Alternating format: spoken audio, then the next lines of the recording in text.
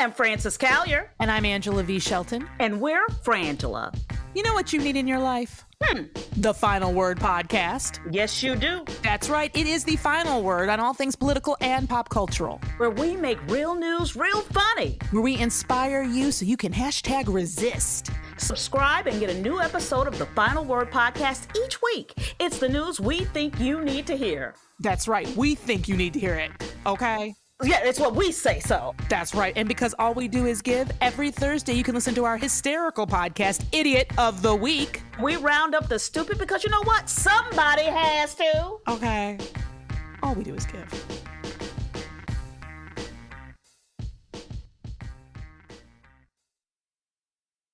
NSW Media.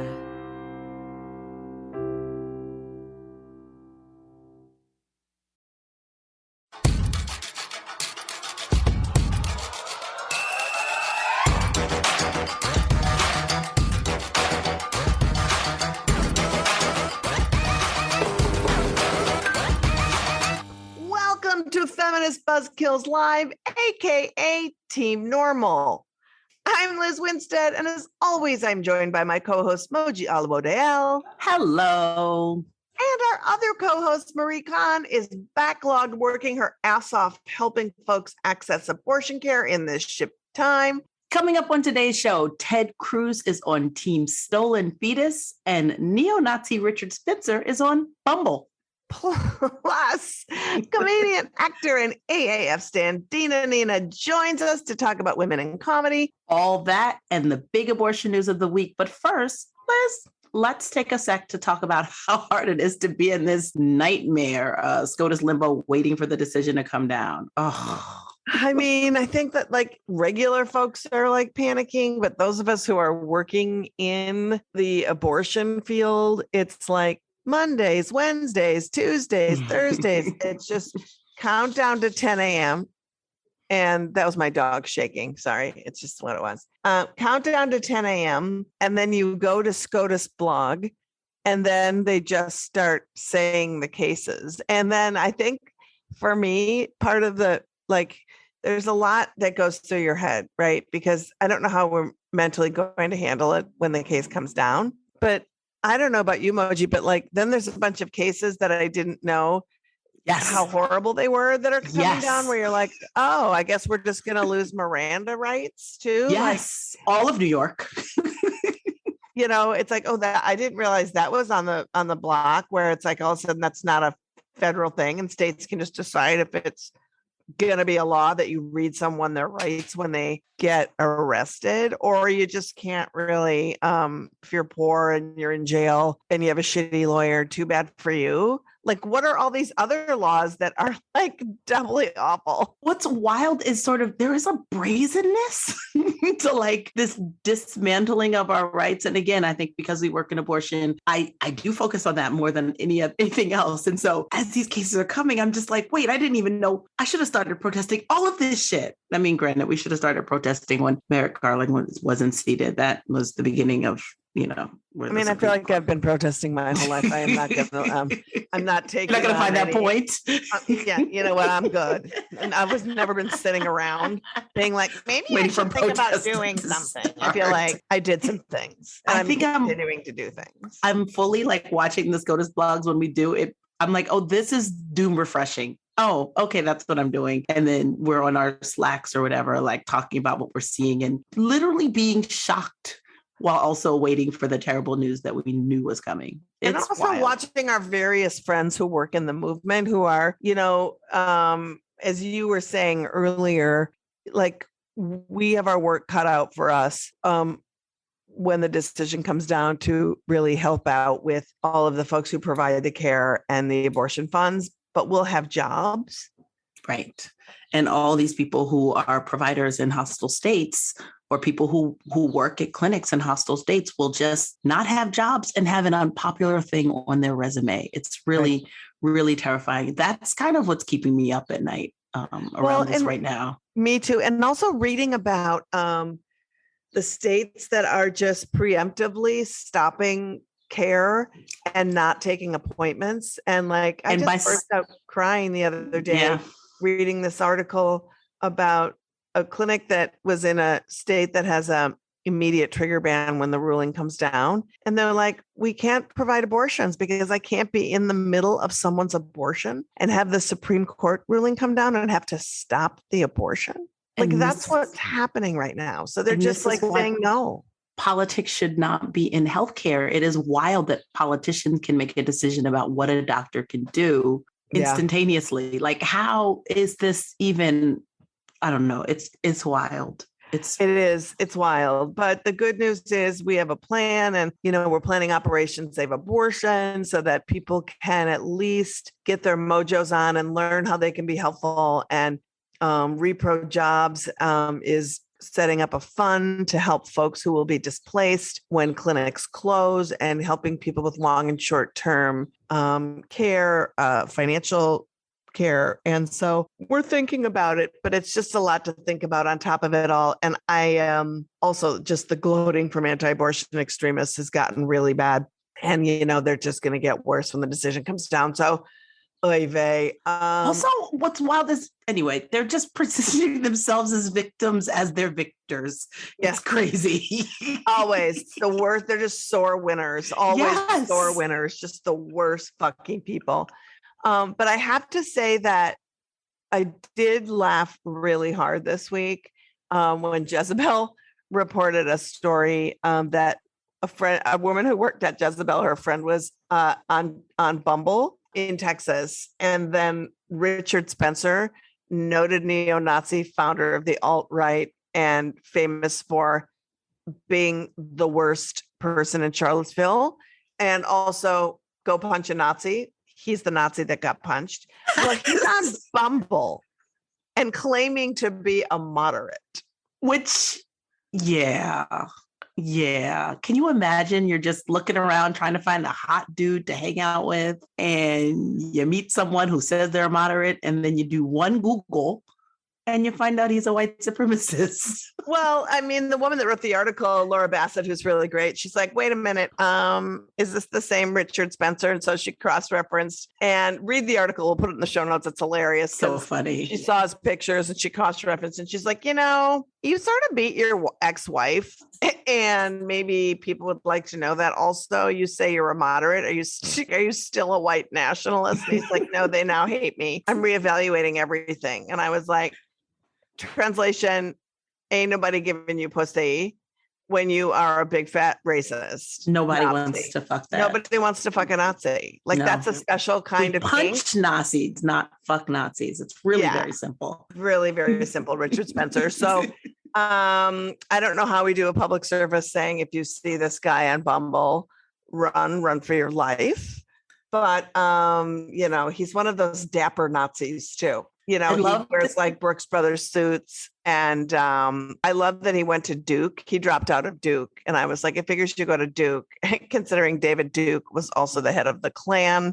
Mm-hmm. So you're just on brand all the time. Staying on brand. He's got that clean cut, sort of like Nazi with your pinky up kind of situation. That's really I believe they were referred to as fasci.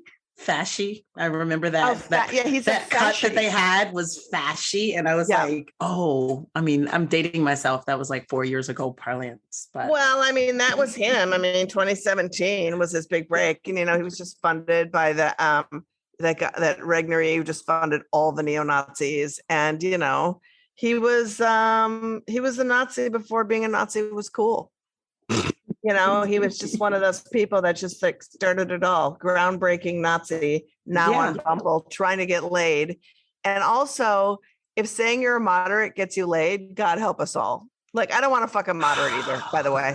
Like, if you're just in the middle of the road, I don't want any of that dick either. I don't want Nazi dick. I don't want middle of the road dick. No. Like, it's all a mess. The dating apps seem to be Are you an Antifa communist progressive out here fighting in the street, punching Nazis? We can talk. Yeah, maybe I have some time for you. Maybe I've got some jaw strength left for you. But the rest of it's a no-go. All right, should we get to the big news of the week? Let's get to the news. Let's get to some news this week. Mo, do you want to kick it off? Because it turns out 23 governors who are anti-abortion garbage people just don't really want to help kids either. Yeah, these sore winners are sore winning all throughout things, right? So like we're at this end of road countdown. We're scrambling, we're stressing, we're stress eating. We're trying to figure out what's next without knowing what's next because we've only seen a decision of draft and we can't do anything concrete until we see a decision. So that's kind of why we're doom scrolling. But Roe, as we know it, is going to be invalidated. And when that happens, half the states in this country will end legal abortion. This is not like a thought. This is actually what people have laws on record or things that governors have said. So a reasonable question, I think, is what plans are they making to support people who can't end pregnancies and may, find themselves parenting unexpectedly because they can't get in touch with their abortion fund or for whatever reason, they end up going through the pregnancy. And the answer, Liz, seems to be a deafening not much. Yeah, this whole article that we looked at laid out 7 of the really good programs that help low-income families, that would help you with assistance if you are parenting and you are struggling. And they laid out each of those programs, and then they laid them up against the states who are planning to basically all out ban abortion. And let's go through this insane list of HuffPo, because paid family leave, Moji, of the 23 states that plan on total ban or almost total ban, how many of those states? The answer is 0, not a single one. Not one of them. Single state has paid family leave. No. So if you are also not in the legislature's plan, as far as I can tell. No, single parenting, and something comes up. Oh, let's say you've got 2 or 3 kids, parenting them on your own, and then let's just say your parent is ill, and you can't take time off of work to care for your kids when they're sick. What are you supposed to do?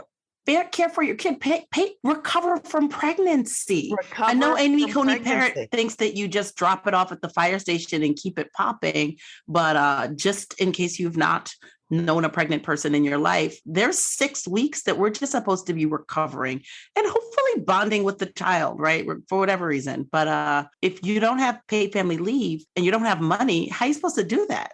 All right. So no paid family leave in all of these states. That is an outrage. How about Medicaid access or expanding Medicaid so that folks who are, needing some help from the government, like how is that working out for them when they were especially given like a free coverage by the federal government for years? So how many states, Moj? So this is actually not as bad as the metrics go. It's pretty much most of them except Wisconsin, Texas, Tennessee, South Dakota, South Carolina, North Carolina, Michigan, and Georgia that were like, and Alabama were like, we're not interested in this free money.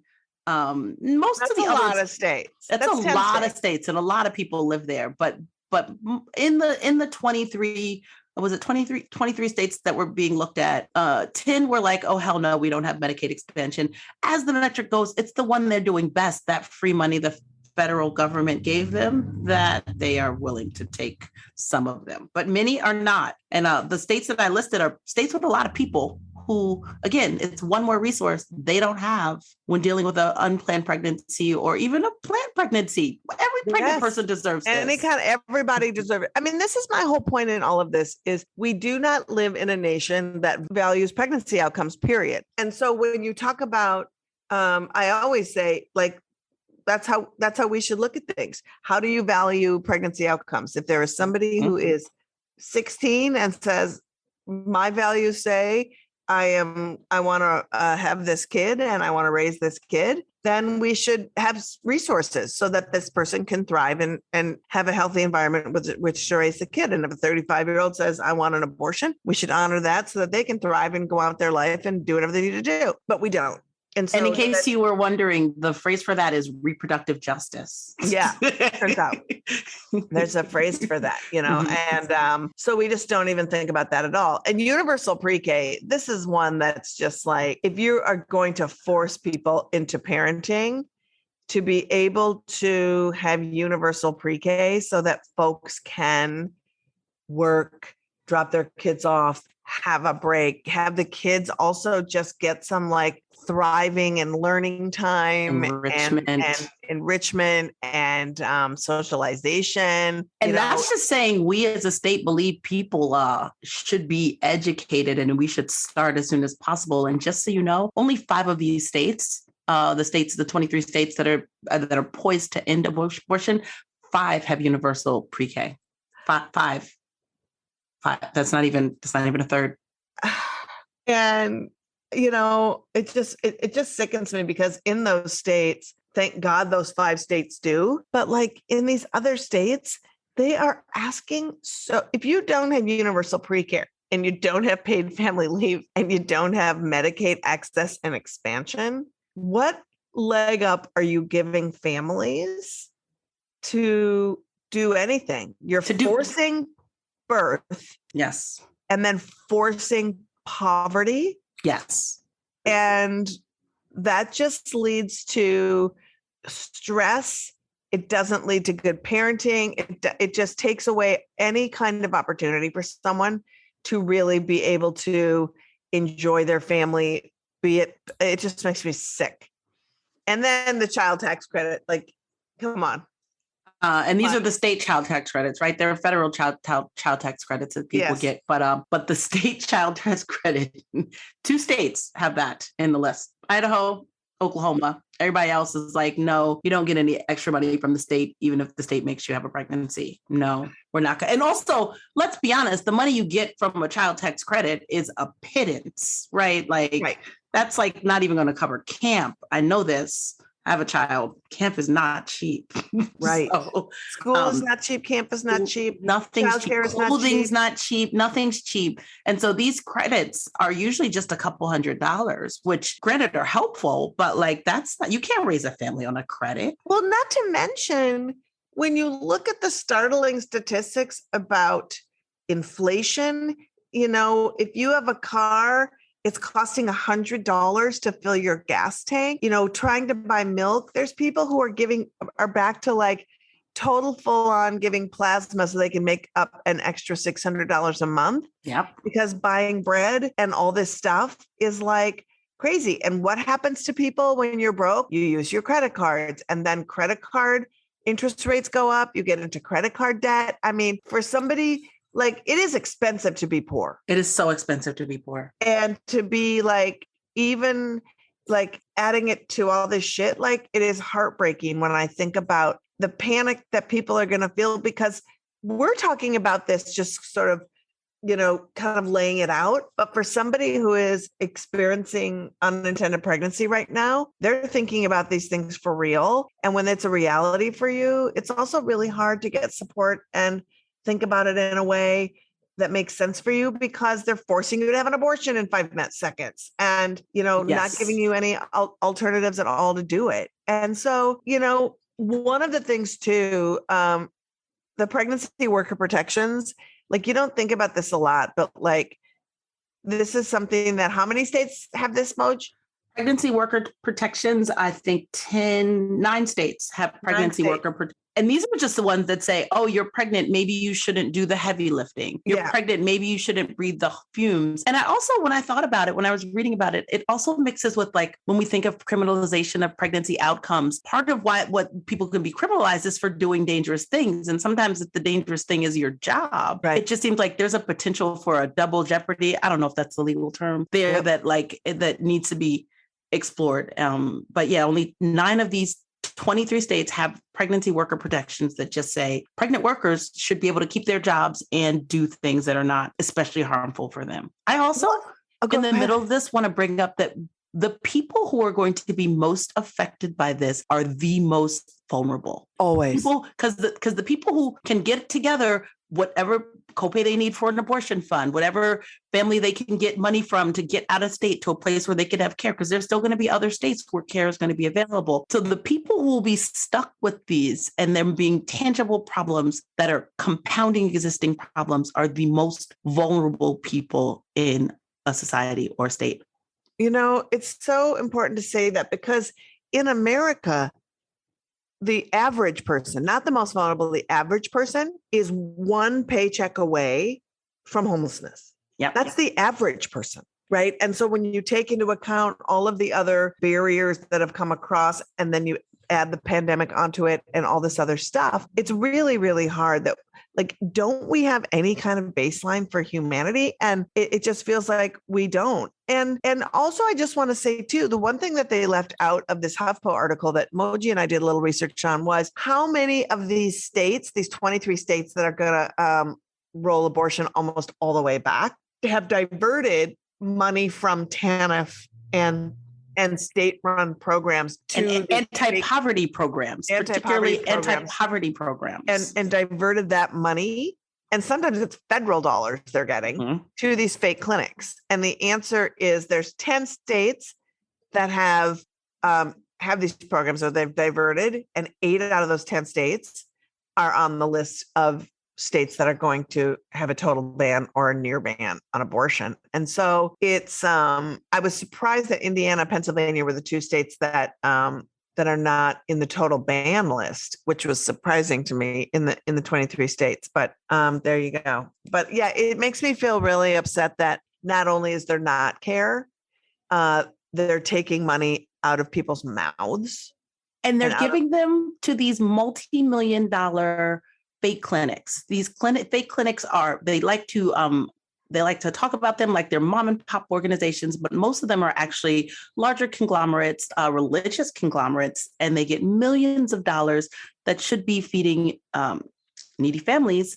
And instead they're diverted to talk people out of abortion, which also, if the abortion is illegal in your state, why do you even need a fake clinic? Yeah, that's the whole thing. What services are you providing if people can no longer have an abortion in your state, and you offer nothing else? Where is that money going to go? And I think that's a really good question. People. Yeah, maybe we should give it to hungry people. Yeah, I think we need to start talking more about that. Like, why do you have so many fake clinics if you don't even have abortion?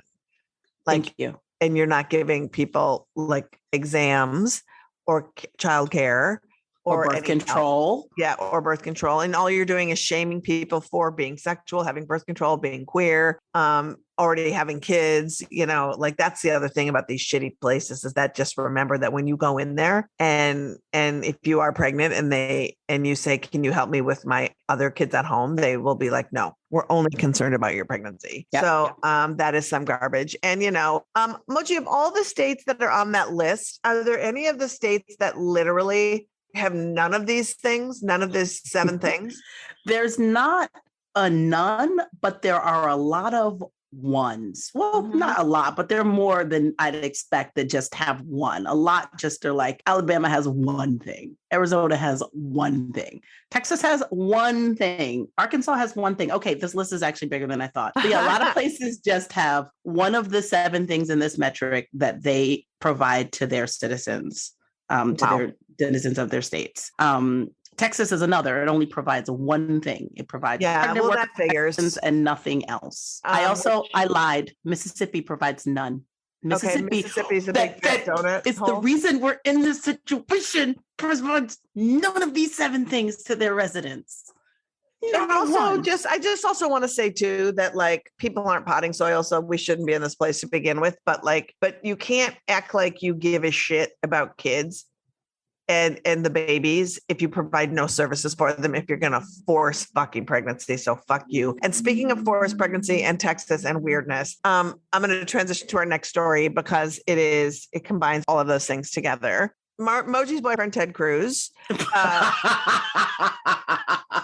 He's the love of my life. He's the love of my life. Joined a press conference with other fetus fetishists. Maybe you've heard of them. They're the radical anarchist, lefty, pro-life feminist media thirst trap fetus thieves, also known as the Progressive Anti-Abortin Uprising, aka PAAU, which is a terrible. Seriously, they should call you and then pay you to take that other name you gave them, because that was fantastic. Yeah, it's much better. I mean, they just are media thirst traps, and they're just the worst. So PAAU is the organization that we have talked about ad nauseum, and we talk about it constantly on our social media. But they're the group of people who have been who had stole some fetuses. 115 fetuses. We don't know where they came from. And then before they turned them over to the authorities, they did basically walking tour with them to every anti-abortion group so they could make unboxing videos with the fetuses and touch the fetuses and pick up the fetuses and show people what's in the boxes. And it was a total fucking disaster. And just to give you like an overview of their macabre bullshit, the DC cops said no wrongdoing happened in, it was like people had abortions, and then a facility came to take away the medical waste from the clinic like they do everything. And the cops said no wrongdoing was done except for the people who stole the medical waste.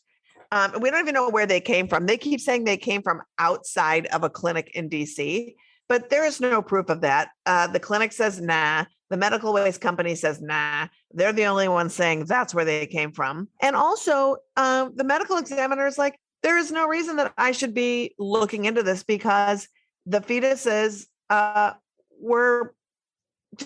we don't know where they came from. And also, you can't do an autopsy when you have like tossed around a fetus like some kind of, circus carnival game.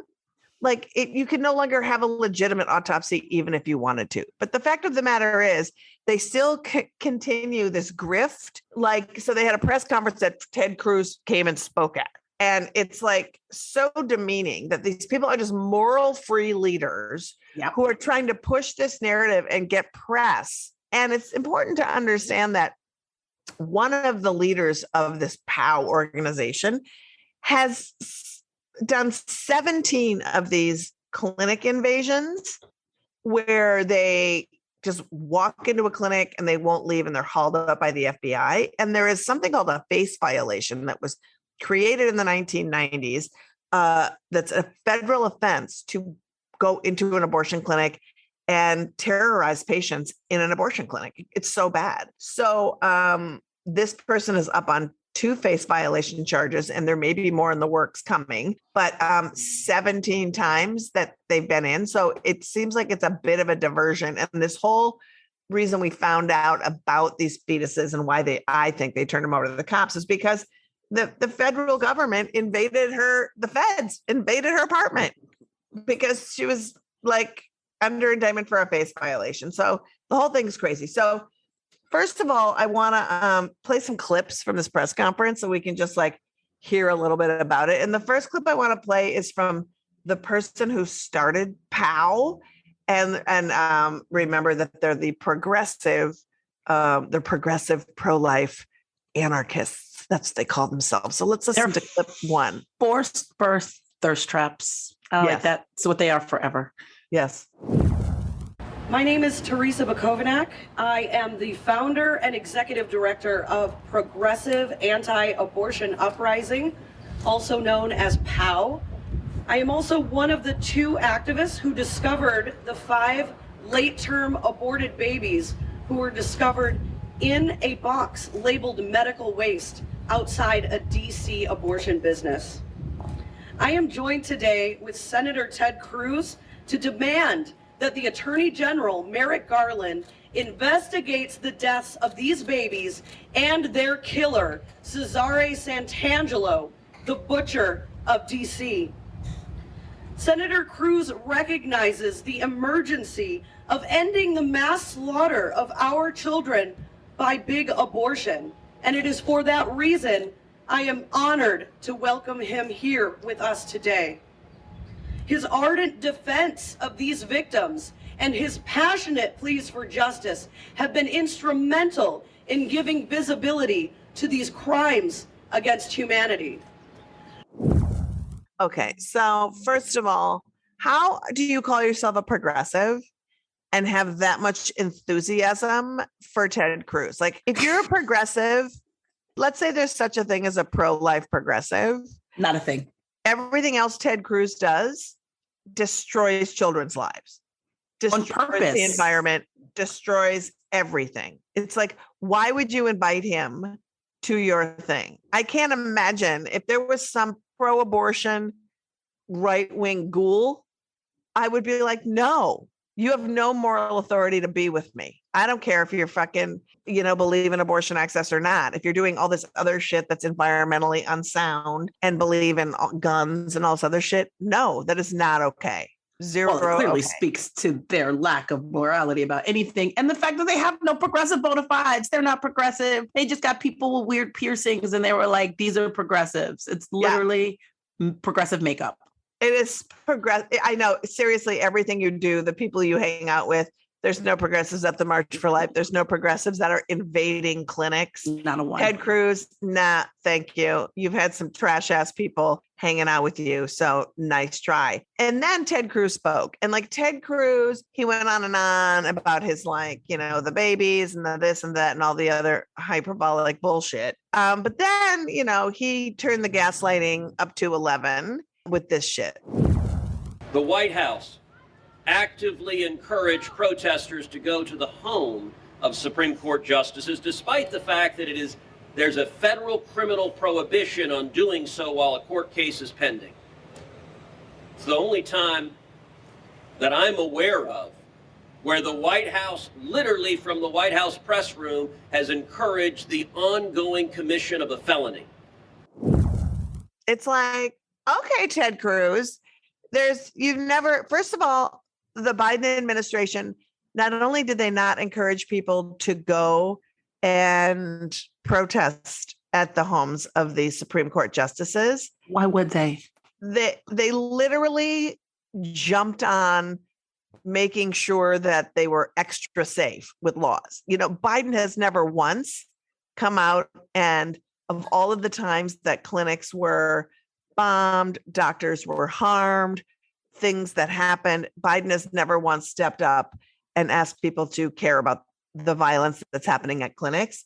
But when literally neighbors got some Sharpies and went over to Michael's and got some tag boards, Brett Kavanaugh's own neighbors, and decided to peacefully protest, trying to compare that is like insane. Not to mention when he said in the soundbite, there has never been a president who has encouraged people to go and commit felonies. It's like, I'm sorry, did you watch TV today? Today. Have you watched TV today? I feel like January 6th happened. And I feel like the entire time, the president who basically said, your wife is ugly, and that your dad was somehow involved in the Kennedy assassination, and yet you still got on your knees and put lotion on his testes like a goddamn Greek cherub. That guy, I do believe, had some encouragement to felonious insurrectionist behaviors. Also, Tedster, Biden is anti-abortion.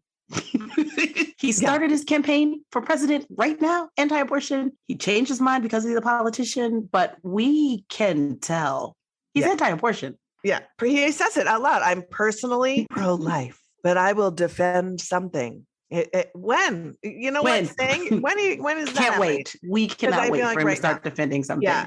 Not to mention Ted Cruz standing up for stolen fetuses and standing with people who are going to be hauled up on felony charges relatively soon. And also, you have a drought right now and children are dying in Texas. And also, children were murdered in a school 2.5 weeks ago. And also, children were dying in an ice storm in Texas and everyone was freezing. And you took a vacation to Mexico. Ted Cruz, in front of a microphone, talking about he will stand with anybody who stands for life, is a goddamn empty shelled son of a bitch who, by the way, let's not forget, tried to ban the selling of 6 or more dildos at once, calling it dildo trafficking. So fuck Ted Cruz. We'll put you can traffic fetuses, but not dildos.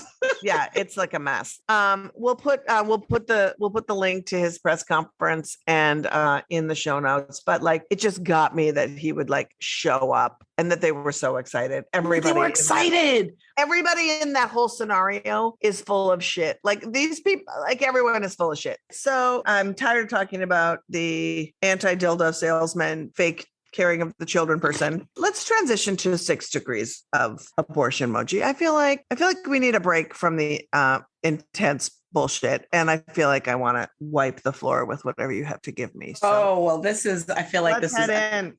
I feel really good about this one. This is like classic 6 degrees. Okay. This is good. So for those of you that don't know, 6 degrees of abortion goes like this.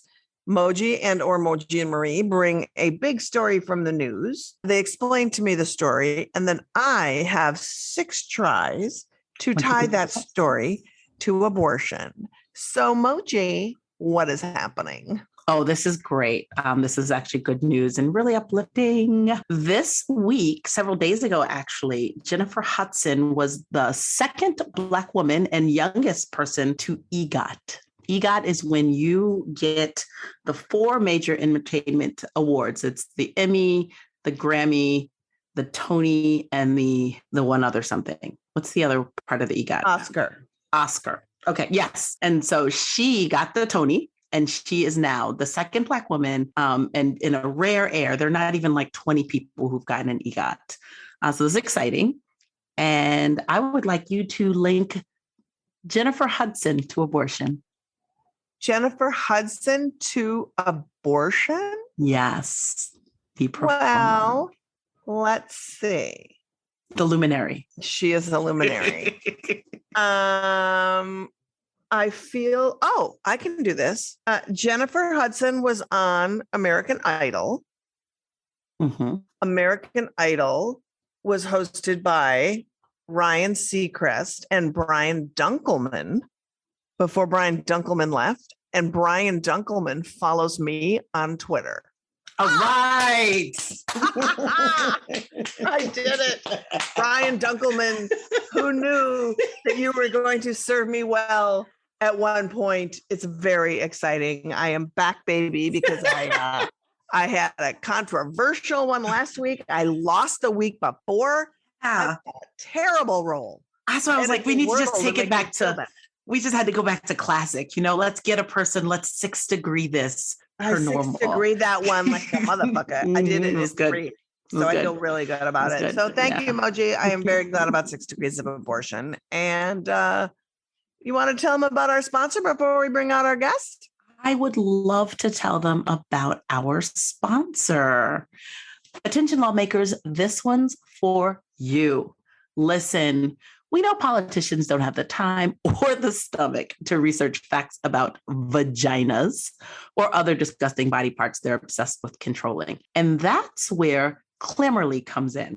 Grammarly is the only program made especially for patriarchal politicians who need a little help now and then writing legislation that erodes bodily autonomy. Grammarly acts as a legislative Mad Lib that can easily create anti-abortion laws in just a snap. Just pick one of our templates and insert a noun or verb about the reproductive system that supports a Christian agenda, and voila, you have authored your very own piece of oppressive legislation. Grammarly helps you create alternative facts about how IUDs work, whether the body can get pregnant when raped, which hole you pee out of, and abortion, abortion, abortion, and more abortion. To start your 2-week free trial subscription of Grammarly, use the promo code FAXEROFTHEDEVIL. You can cancel anytime during those 2 weeks because 2 weeks is more than enough time to terminate a regrettable choice. Grammarly, the anti-abortion politician's guide to creating model legislation. We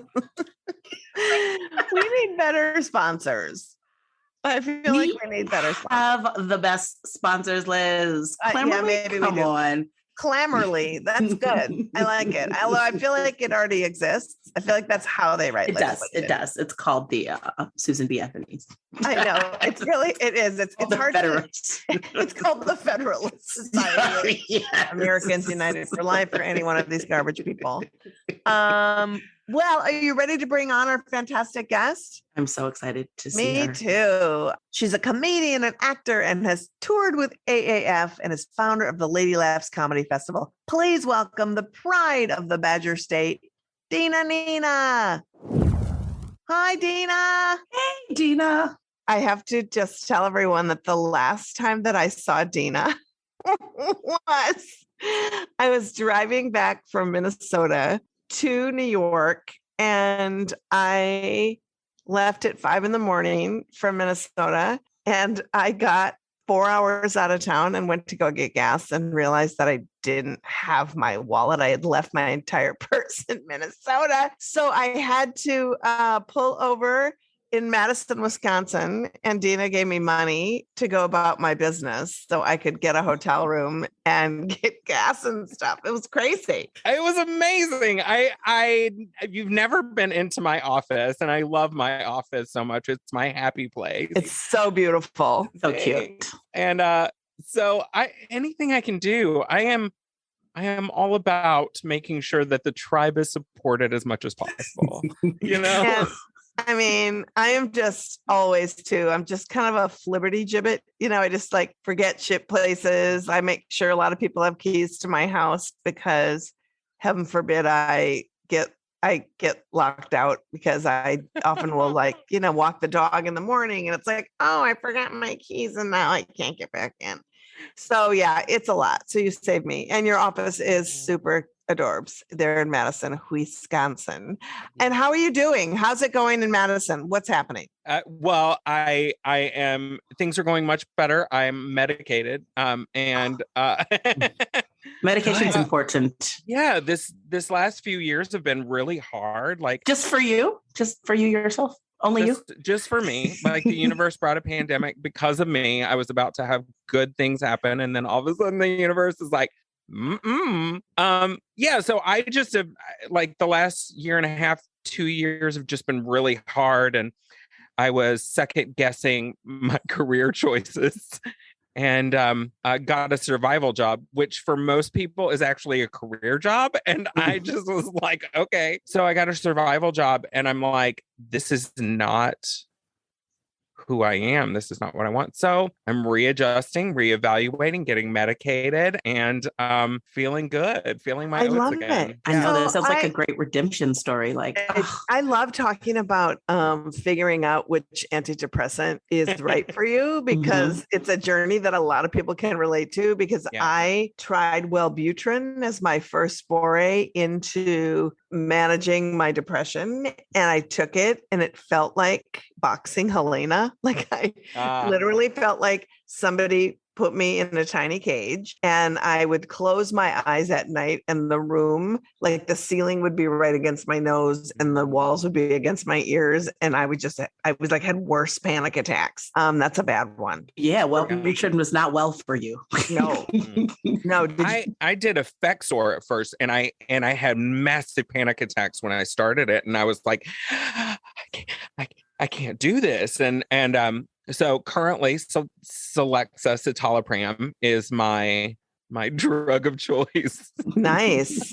You can tell I'm 900 years old now that I just say my drug of choice is citalopram. No, I love it. I'm also, you know what I'm really freaked out by though? Abilify. That's the drug that you take so that you don't.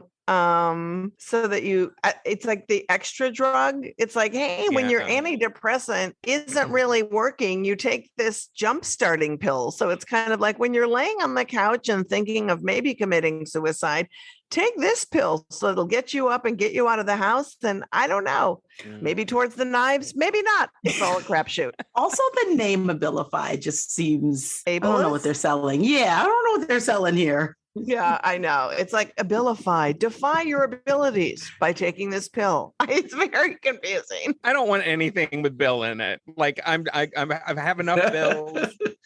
Yeah, I feel that's fair. Billify. I just need to de-billify, I guess, is what I would love.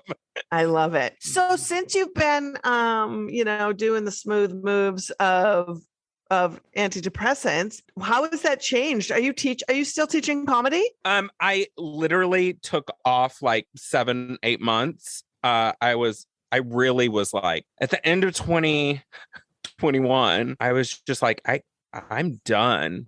Like, men in comedy are terrible. I'm tired of producing. I'm tired of this rat race. And so I just kind of pulled back. And I mean, I've been at 15 years. I haven't really taken a break. So it was my first time to really take a break. And that 6-7 months really brought home the fact that the very few times I've been on stage over that last 6-7 months, I'm like, this is who I am. This is what I love. Why? And it had gotten so sour and mixed in with like toxic masculinity and rape jokes and Louis C.K. And I'm like, I am ready to not have that or them define who I am and what I do and how I do it. So after, like I said, taking a survival job that is most people's career jobs, I took it and I was like, I'm miserable. Like I am miserable and I still haven't given my notice. So if anybody knows me that's listening to this, please don't tell my boss that I'm quitting. Did you find, even though like I know you hate it, but did you find like, okay, this did give me a break? Like, oh, I'm not committed. Like I'm not so invested. I've never made so much money, Okay. and I'm not like rich, but I have like I said, a career job, and having my financial needs met has been incredible. But the most interesting thing that I found is it's not enough to keep me happy. It's not in alignment with who I am. But I also learned that, you know, I went through this phase where I'm like, Oprah is fucking bullshit. Like Oprah's like, follow your dreams, do what makes you happy, and money will come. And I'm like, no, it didn't. I was doing things that made me happy. And so I don't know what things look like. And for somebody who, you know, produces and, you know, does all this stuff, like, I want to know what it looks like. I want to know what my event's going to look like. I want to know what my life, you know, like I want to know a little bit, but this is the first time I'm just like, okay, whatever. Yeah, I feel Go like to work, sometimes get a paycheck, figure it out. I remember. I think. Oh, go ahead, Moji. I was just saying, I remember working for someone once, and she was like, you know, sometimes I just want to put this in and just take a receptionist job. At the time, I was probably like 22, and I was like, I don't even understand that. You have this business you own. But I'm also like, no, there is a point where it's just like all of this managing people and their lives and what they bring to it. It probably is nice to just take a little break. Yeah. And that's what I'm doing. I'm a general manager of a restaurant, but I want to work for me. Like my career isn't about, you know, accounting to somebody else. It's about creating and loving what I do and being who I am and being able to have that freedom to express. Like, okay, these kids are tattletelling on me for being inappropriate. And like it's bizarre. Like, I don't understand it. Like somebody bumped into their boob, or they bumped into my boob, and I'm like, and they're like, I'm so sorry. And I was like, no worries. I enjoyed it, and walked away. And I got in trouble for that. No. Were you supposed to be offended? I don't know what I was supposed to be, but I'm this person, and I've been this person for so long that it's hard to rework myself into a corporate structure knowing that I say shit. Yeah. Sometimes I can't stop saying shit. And yeah, I don't know if there's a new Puritanism that's rising up in the 20-somethings or what, but I'm just like, really? Yeah, I mean, I felt it a little bit. You know, you kind of, people just, I mean, I don't have a job where, you know, when you're the boss, things are different. You know, I think that when you're the boss, things are different, and you kind of got to be a little bit different about how you say and how you are. But yeah, it's like, you know, we're used to anything flies in a comedy club, you know, and you can just say it and go for it. But it's all different. But I also think too, like, you know, thinking about what you were saying of, you know, you have this job and you took a job that pays you decent, but like when then the pandemic prevents you from at least like going and having fabulous experiences because you have this job that's making money, then you're just really trapped in the space. Yep. Yeah. And that's kind of what I felt like. I feel trapped. I felt stuck. I think the moment I decided that I'm probably going to get my notice and just really reinvigorate my business and go back to it and just go for it, that the feeling of that's what I'm supposed to be doing. Why did I take this detour? I took the detour to get my needs met, but also, girl. Well, so you're headed back on stage. Yeah. I did a headlining spot at Stevens Point Pride. big time, guys. Oh my God. Stevens Point, Wisconsin has Pride. That's amazing. Yes, it is amazing. Wow, Pride is everywhere. I love that. Yeah, and I know, right? And there's no Pride in my hometown, though. There's none. There's no Pride. So being back on stage, and I host the Moth in Milwaukee. So once a month, that gave me a lot of, really great energy. But I've been on stage quite a few times over the last few weeks, and it's where I belong. It's what I do. It's who I am, and I love it. And so, yeah, I'm back on stage. I'm teaching again. I'm all the things that I really love to do. And through teaching, I'm able to empower people or give them the tools to empower themselves. And I feel like I just did an interview with a newspaper yesterday, and the guy's like, "What does comedy mean to you?" And I'm like, comedy has saved my life in more ways than I think I realize. Like, even just going through this really shitty year and a half, 2 years, where I woke up every day and I was like, I don't want to live. I'm not actively suicidal, but I'm just slowly waiting for death. That's kind of how I felt. And I went to my therapist and I was like, I've been scared to get back on antidepressants because when I got off the first time, I had some really crazy moments. And so, but when I went to my therapist and I was like, I'm ready to wake up and not want to die. And I want to either live my life or just leave this plane of existence. Like I'm not tied to life, I'm good to go anytime, but I'm not going to do it to myself, And I think that if I didn't have humor in my life, if I didn't have comedy, if I didn't have something like this in my life, that I would have not made it through. Yeah. I mean, I also understand my that. dog. And your dog. Because also, everybody has gone through multiple challenges. And, COVID happens. And then, when there is something horrible that happens, be it a pandemic or anything, it happens, it affects people, the most marginalized people of color. And then we're just seeing the hatred towards women, and then the hatred towards trans folks, and the hatred towards everything. And so society just keeps putting their finger up to you and saying you don't deserve. That's just too much. It is. You're living a trifecta of being a woman, being a trans woman, being you're just you're in all the boxes that people are like, I don't really think you deserve part of the pie. Yeah. And we all know that the religious right, after they squelch abortion, that they're coming after us. Literally all of us. All of us. All of us here. All of us. Literally all of us. and knowing that, because when all this started, I guess it started a long time ago, but when it started this year, I'm like, they really don't want me to exist, they really don't want me to live. And I don't know if I can exist in this world. It's hard. It's scary for us. Yeah. Well, and that's why it's just not okay. It's why I just get so bored with the comedians, Chappelle and all this other shit where it's just you know what? I must say things that are funny. And it's why must you say things? You, all of us who write material censor ourselves and don't do jokes. What is it? Who benefits? No one. Who's harmed? Everyone. Also, sometimes it's not funny. You could just not. Yeah. It's low-hanging fruit for heteronormative cisgender people. Yes. 100%. Those people that are comfortable with their privilege, comfortable with their middle-class lives, that are white, that have no adversity in their lives, they're the people who are laughing at that. Yeah. And that is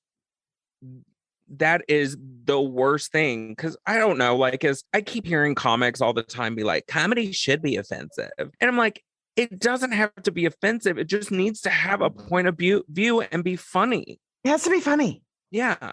It has to be funny. I've done jokes that are, I think are smart, and it turns out it's just kind of a statement, it's smart, but it's not funny. And that shit just doesn't live in my act. You have to be able to do both. I mean, there are a couple that I love so much that I don't get a laugh on, that I'm just I'm just going to do it because I love this joke. Jokes for your joy. Jokes for your joy. Exactly. Oh my God. But yeah, totally that. I'm glad that you see a way forward, and that I'm like, life is shitty, and you're like, I'm on antidepressants, and I'm going to get up every day and be my best Dina.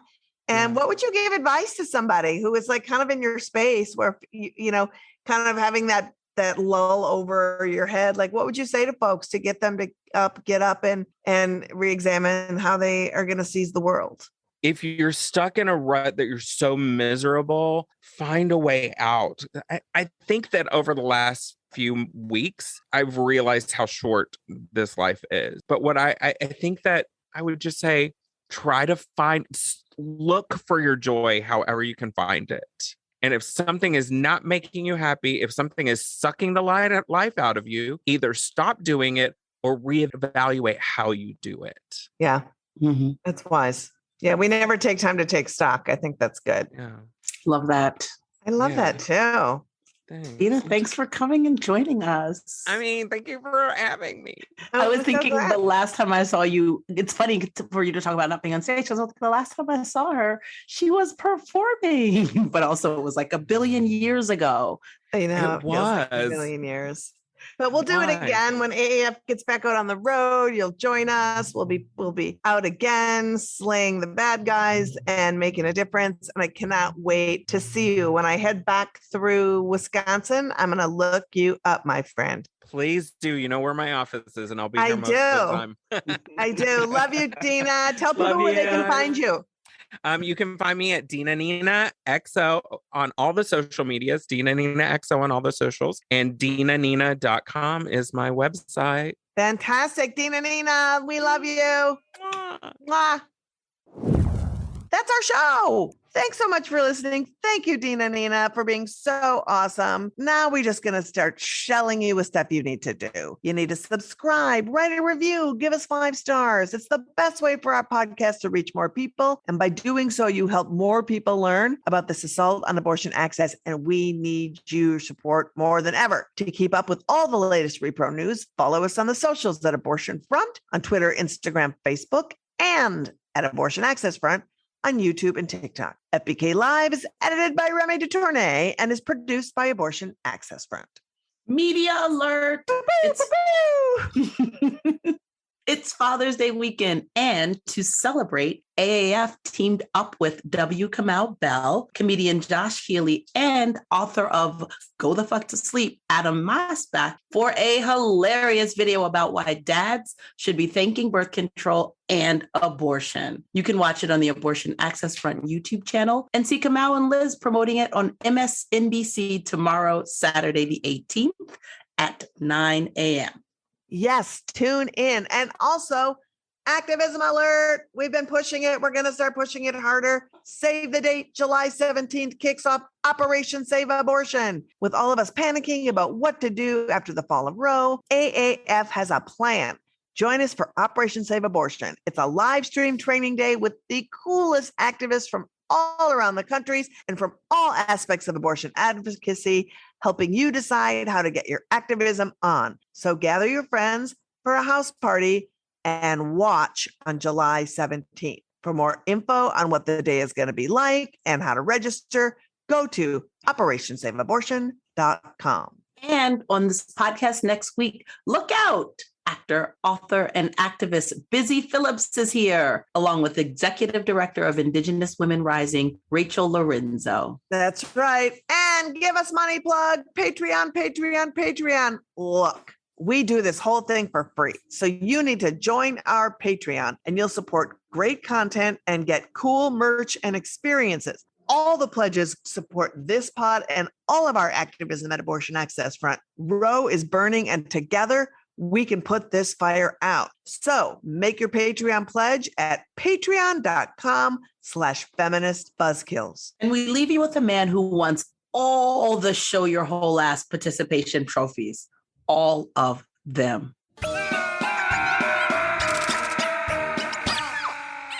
What I'll be satisfied with. I'll be satisfied when abortion is 100% banned across the board, regardless of the cause. 0 exceptions. What about, no, I don't care. Banned. No, you cannot have it. Also, I'll be satisfied, and these are all kind of in tandem, I'll be satisfied when the doctors who are performing these abortions are put to death. shed their blood. And really, they need to die hundreds or thousands of times over, depending on how many procedures they've done. And also, I will be satisfied when women who have an abortion are put to death. And you say, whoa, that's hardcore. Is it? Feminist Buzzkills Live, the podcast from Abortion Access Front. If you want to support our podcast and all the work of Abortion Access Front, like, subscribe, and join our Patreon at patreon.com/feministbuzzkills.